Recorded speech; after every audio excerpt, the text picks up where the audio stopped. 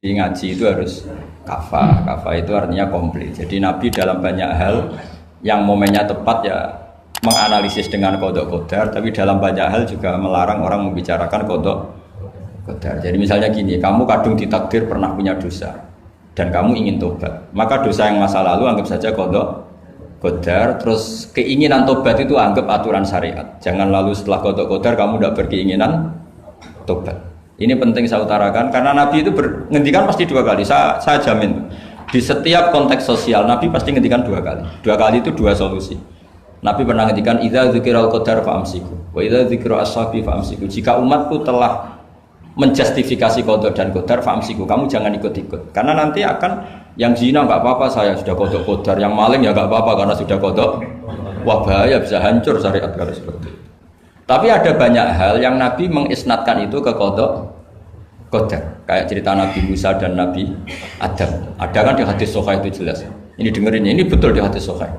Nabi Musa itu saking Israelnya, memang beliau orang apa? Pertama, semua Nabi kan pasti ngalami diangkat ke alam roh. Nabi loh ya, tidak sampean Nabi. Sama tidak usah ambisi begitu, Nabi ini. Ketika beliau diangkat di alam roh itu ketemu Nabi Adam. Padahal Nabi Adam kan Abul Basar, tokoh utama ada. Pertama ketemu langsung ngomong gini, anta Adam, kamu betul yang namanya Adam? Ya saya Adam. Antal ladzi akhrajtan nasa minal jannati wa asqaitahum. Siapa hadisnya? Antal ladzi akhrajtan nasa minal jannati wa asqaitahum. Gara-gara kamu orang enggak hidup di surga. Jadi kalau sampean marah gara-gara kamu, saya harus cari uang sampai Korea gitu. Coba kalau kita masih di surga enggak perlu kerja di mana? Karena semuanya tersediakan, enggak punya istri jelek, semuanya cantik karena bidadari. Gara-gara jenengan kita harus keluar di bumi dan keluar dari surga. Nabi Adam itu karena orang sepuh ya, beliau santai saja. Anta Musa, kamu betul Musa? Ya, saya Musa. Anta kalimu, ya saya kalimu. Anta Sofio, ya saya. Nabi Adam masih muji-muji rilek. Ini pentingnya orang bijak. Jadi kalau sama nanti ngelawan saya tetap bijak insya Allah. Tapi sampai bisa neraka, ngelawan kiai itu dosa. Dosa sekali, bukan dosa biasa, sangat dosa. Nabi Musa, Nabi Adam masih anta sofiwo, anta kalimu. Bukankah kamu melihat di Taurat bahwa saya akan dosa dan akan dosa saya sudah ditulis 40 tahun sebelum saya dosa? Iya ya Musa. Iya ya Nabi Adam, ya betul gitu. Berarti kamu mengkritik saya, atalumunani fi amrin qad qadahu. Kamu mengkritik saya, menyalahkan saya dengan sesuatu yang sudah digodok-godok oleh Allah sebelum saya lakukan. Jadi sudah ditulis sama Allah 40 tahun sebelum saya salah sudah ditulis skenario-nya. Nanti Adam akan salah terus keluar dari surga. Memang dari awal Allah skenario-nya seperti itu. Itu ibarat istri kamu sudah tahu. Ini kalau miskin setia, kalau sudah kaya nanti pola. Itu sudah tahu.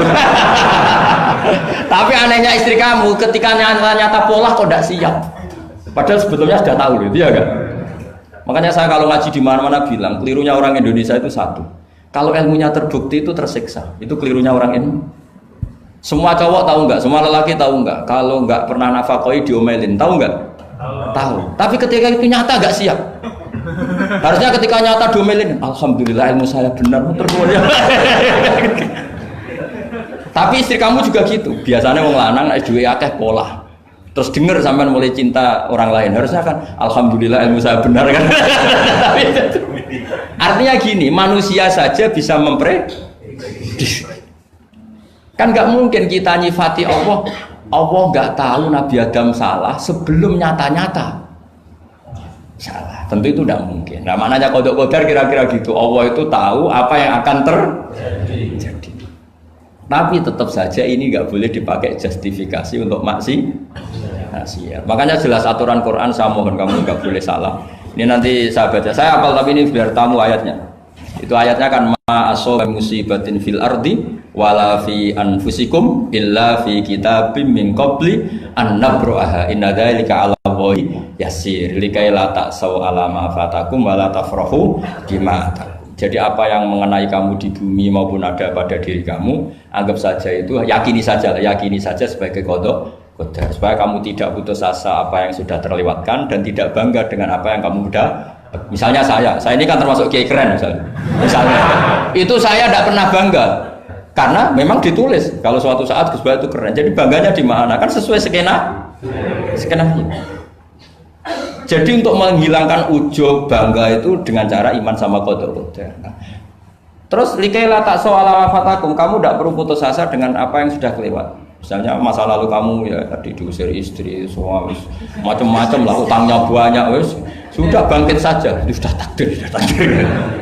Jadi mungkin ada yang mencarikan, coba ini carikan, mungkin di surat Hadid itu apa yang nanti dicari ayatnya. Pokoknya ayatnya tadi apa?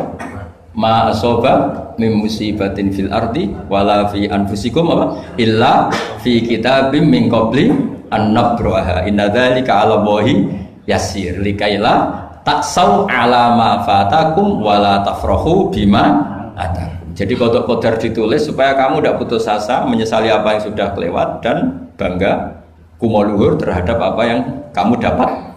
Jadi misalnya Pak Jokowi jadi presiden, untuk menghilangkan ujub ya, memang sudah ditulis kalau akan jadi, ya biasa saja sesuai skenario. Ya sama seperti sampean suatu saat tua, terus untungmu coplok, terus dredeg-dredeg, kepleset tiba. Soalnya harus senang saja.